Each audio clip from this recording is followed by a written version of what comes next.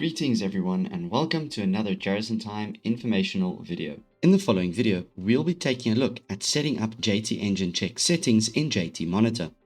Once we have opened JT Monitor, we make sure that we are in the JT Engine window. Then the first option we have is the Monitor JT Engine. This option is used to check the status of the JT Engine, and this will happen if the JT Engine is running or not. In today's example, we're going to be setting this to 2 hours. Then we have the attempt to start the JT Engine if not running option. Once ticked, we can insert the amount of times JT Monitor should try. If unsuccessful after the indicated number of attempts, JT Monitor will go into idle mode for 12 hours and not attempt to start the engine again. Next, we have the send an email after every attempt with status option. When ticked, the JT Monitor will send an update after each successful attempt. Then we have the restart JT Engine every option. This is used to restart the JT Engine after the specified amount of hours.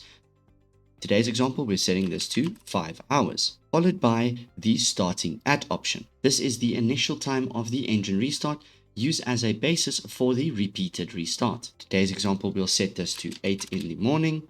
And after that, the setting will use the 5 hours mentioned previously to restart JT Monitor in intervals. Next, we have the restart JT Engine daily at option, used to restart the engine automatically once a day at the specified time. The two reset options cannot be used together. Also, please note that the restart every option is based from JT Monitor's restarts if there is no daily restart time set. Then let's take a look at the JT Engine notification settings. Here we can enter an email address to email the engine updates to, followed by sending the status every option, used to email a system status summary at a regular time. In today's example, we're going to set this to every 2 hours.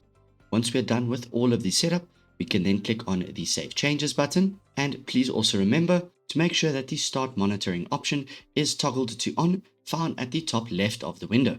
And if the Start Monitor option was toggled to on and settings were changed, JT Monitor will need to be restarted before the settings will take effect. That will be all for this video. For related content, check the description below. Thank you for watching and goodbye.